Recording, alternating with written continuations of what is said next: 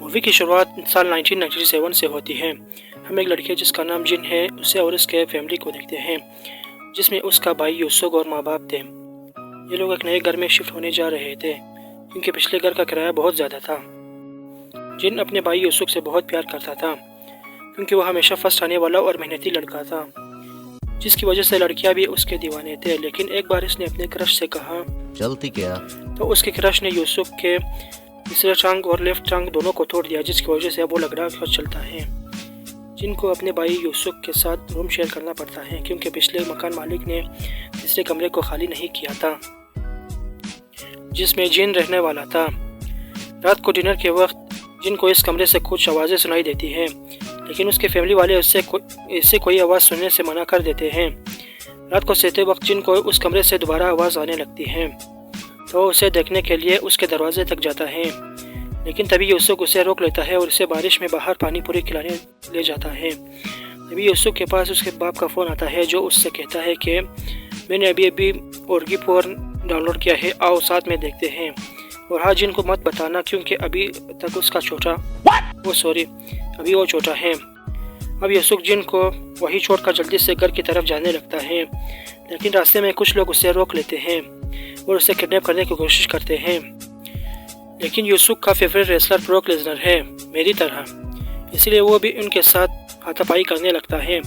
लेकिन आखिर में वो लोग यूसुफ को पकड़ कर ले जाते हैं। ये सब कुछ जिन भी देख लेता है। उसने उस कार का नंबर भी देख लिया था, तो वो घर आकर अपने माँ बाप को उसके बारे में बताता है। अगले दिन पुलिस वाले उससे पूछताछ करने आते हैं तो जिन कहता है कि उसने लोगों के गाड़ी का नंबर देख लिया है जो है 10 नंबर हो गया। लेकिन पुलिस वाले कहते हैं कि उस नंबर की गाड़ी पूरे मुल्क में नहीं है। अब कई दिन गुजर जाते हैं और इन्हें यूसुफ का कोई पता नहीं मिलता। एक रात जिन को फिर से उस कमरे से कुछ आवाज़ें सुनाई लगती हैं और वहाँ से कोई बाहर आने लगता है, तो जिन खुद को चादर के नीचे छुपा लेता है। वो शख्स जिन के दरवाजे तक आता है और फिर आवाज़ ख़त्म हो जाती है। जिन चादर उठा कर देखता है कि कोई नहीं है। तभी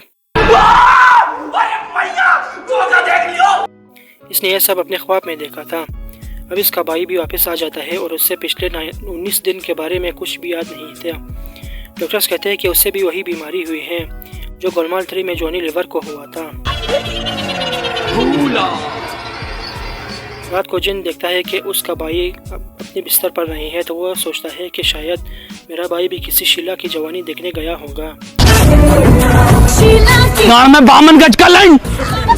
लेकिन अगले दिन वो देखता है कि उसका भाई लेफ्ट टांग के बजाय राइट टांग से लंगड़ा रहा है, लेकिन उसे लगता है कि इसका वहम हुई होगा। रात को जिन अपने गर्लफ्रेंड के लेटर्स पढ़ते पढ़ते ही सो जाता है, तो यूसुफ फिर से शीला की जवानी देखने जाने लगता है। लेकिन जाने से पहले वो इस बात का यकीन कर लेता है कि जिन वाकई में सो रहा है। यूसुफ के जाने के बाद जिन भी उसके पीछे जाने लगता है और वो टैक्सी में अपने भाई का पीछा करने लगता है। यूसुफ एक जगह रुकता है और वहाँ से वह बिल्कुल ठीक ठाक जाने लगता है, जैसे इसके तीनों टांगे बिल्कुल ठीक हो। जिन देखता है कि यूसुफ 2 आदमियों से बात कर रहा था, जो वही लोग थे जो उसके घर पर पूछताछ करने के लिए आए थे। अब वो लोग जिन को देख लेते हैं तो लेकिन आखिर में यूसुफ पीछे से आकर जिन को बेहोश कर देता है। अगले दिन जिन अपने स्टडी टेबल पर ही उठता है, तो यूसुफ को देखकर वो घबरा जाता है, तो वो खुद को बाथरूम में बंद कर देता है और बाद में यूसुफ से लड़ाई करने लगता है कि मैंने तुम्हें कल रात उन आदमियों के साथ देखा था। मेरा मतलब तुम मेरे भाई नहीं हो क्योंकि तुम लग रहे नहीं हो। तो यूसुफ कहता है कि तुमने ज़रूर फिर से कोई बुरा ख्वाब देखा होगा, और जिन को किसी तरह यकीन दिलाता है कि उसने कोई बुरा ख्वाब देखा है। अब यूसुफ के जाने के बाद जिन फिर से अपने गर्लफ्रेंड के लेटर्स पढ़ने बैठता है, तो उसे अब यकीन हो जाता है कि उसका भाई उससे झूठ बोल रहा है। अब इन सब बात के बारे में वो अपने माँ को बताता है और कहता है कि मैं यूसुफ के खिलाफ कुछ और सबूत इकट्ठा करूँगा, तब तक आप यूसुफ से कुछ भी नहीं कहेंगे। लेकिन रात को जिन अपने माँ को यूसुफ से बात करते हुए सुन लेता है, जो उससे जिन के बारे में सारी बातें बता रही थी। तो जिन को ऐसा लगता है कि ये सब इसके रियल फैमिली नहीं है, तो वो छत से कूदकर बाहर भागने लगता है। तभी उसका बाप भी वहाँ आता है, जो जिन को बहुत ही अजीब तरह से देखने लगता है। तभी जिन वहाँ से पुलिस स्टेशन जाता है और वहाँ सारी कहानी बताने लगता है। तो पुलिस वाले उसका डेटाबेस देखते हैं और उससे पूछते हैं कि तुम्हारी उम्र कितनी है। तो जिन बताता है कि मेरा जन्म बचपन में ही हो गया था और माँ मेरी लेडीज थी और अब मेरी उम्र 20 साल है। तो पुलिस वाले कहते हैं कि तुम 20 नहीं 40 साल के हो, क्योंकि 2017 है। तो जिन जहाँ हैरान रह जाता है। वो आसपास देखता है कि सबके पास स्मार्टफोन्स हैं, सैमसंग, टेक्नो, इन्फिनिक्स, एक के पास तो आईफोन भी है। तो वो आईने में खुद को देखता है तो सच में वो 40 साल का था।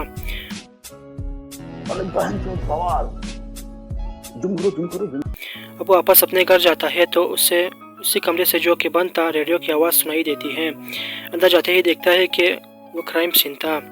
अब उसके फैमिली वाले आते हैं और यूसुफ कहता है कि 20 साल पहले इसी कमरे में एक लड़की और एक औरत को मार दिया था। जब पुलिस कई सालों तक कातिल को पकड़ने में नाकाम रही तो यह मामला ठंडा हो गया था। अब उसके फैमिली वालों ने यूसुफ को उस मामले को हल करने के लिए रखा था। फिर तहक़ीक़ात करने के बाद इस कातिल की पहचान जिन की सूरत में हुई। अब हम फ्लैशबैक में जाते हैं जहाँ जिन को लोग किडनैप करके उससे टॉर्चर करते हैं और यह सब यूसुफ कर रहा था, लेकिन जिन अपनी ज़बान नहीं खोल रहा था। अब जिन का नकली बाप जो कि साइकियाट्रिस्ट था वो कहता है कि जिन अपनी याददाश्त खो चुका है।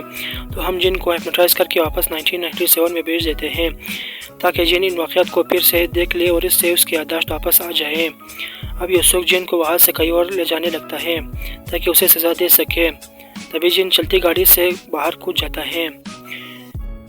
यूसुफ उसका अपनी गाड़ी से पीछा करता है, लेकिन उस आखिर में उसके गाड़ी का एक पेड़ से टकरा जाता है और जिन को भी एक गाड़ी टक्कर मार देता है, जिसकी वजह से उसकी याददाश्त वापस आ जाती है कि वो 1997 में अपने माँ बाप और भाई के साथ कहीं जा रहे थे। तभी उनका एक्सीडेंट हो जाता है और उसके माँ बाप की मौत हो जाती है और उसका बड़ा भाई यूसुफ पूरी तरह से ज़ख्मी हो जाता है। यूसुफ के ऑपरेशन के लिए जिन को पैसों की ज़रूरत थी तो इसे एक दिन एक आदमी मैसेज करता है कि अगर जिन उसके कहने पर किसी को मार दे तो वो जिन को बहुत सारा पैसा दे सकता है। जिन को एक घर में जाकर एक औरत को मारना होगा, लेकिन इसके 2 बच्चों को कोई तकलीफ़ ना पहुँचे। अब जिन उस एड्रेस पर पहुँचने के बाद उसके ज़मीर जाग जाता है और वो वापस जाने लगता है, लेकिन तभी माँ बेटी जिन को देखकर ज़ोर ज़ोर से चिल्लाने लगते हैं। तो जिन घबराहट में इन दोनों को मार देता है। तभी एक छोटा बच्चा बाहर आता है तो वो जिन उसे वापस कमरे में जाने का कहता है। अब जिन वहाँ से जाते वक्त एक तस्वीर देख लेता है जो कि उसी डॉक्टर की फैमिली थे जो जिन के भाई का इलाज कर रहे थे। अब जिन उस डॉक्टर से मिलता है। वो जानने की कोशिश करता है कि डॉक्टर अपनी ही बीवी को क्यों मरवाने की कोशिश करता है। तो डॉक्टर कहता है कि उससे इंश्योरेंस के पैसे की वजह से अपनी बीवी को मरवाने की साजिश करनी पड़ी, क्योंकि उसके बीवी के नाम बहुत सारे इंश्योरेंस पॉलिसीज थे। अब जिन ने उसके बीवी के साथ उसकी बेटी को भी मार दिया था तो डॉक्टर उस पर हमला करता है। तो जिन गलती से डॉक्टर को छत से धकेल देता है और डॉक्टर की भी मौत हो जाती है। अब हम फिर से प्रेजेंट में आते हैं जब जिन हॉस्पिटल में एडमिट था। तो यूसुफ आता है और वो जिन को एक जहर देकर मारने वाला था। तभी जिन उससे कहता है कि मेरी याददाश्त वापस आ चुकी है। तो यूसुफ कहता है कि वो वही बच्चा है जिससे 20 साल पहले जिन ने उसकी फैमिली को मारने के बाद छोड़ दिया था। इसकी फैमिली के मरने के बाद उसके रिश्तेदारों ने इसके सारे पैसे हड़प लिए थे और उसे एक ऑर्फनेज में पलने के लिए छोड़ दिया था। अब वो पूछता है कि क्या मेरे बाप ने ये सब करने के लिए उससे बोला था।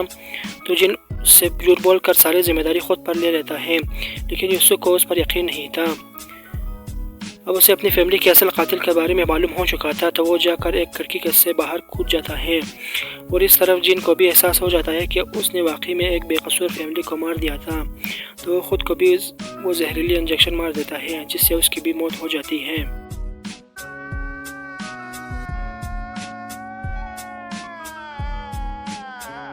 इसी तरह ये मूवी यहीं पर ख़त्म हो जाती है। अगर आपको हमारी ये एक्सप्लेनेशन पसंद आई तो इसे लाइक करें, शेयर करें और हमारे चैनल को सब्सक्राइब करें। Thank you for watching.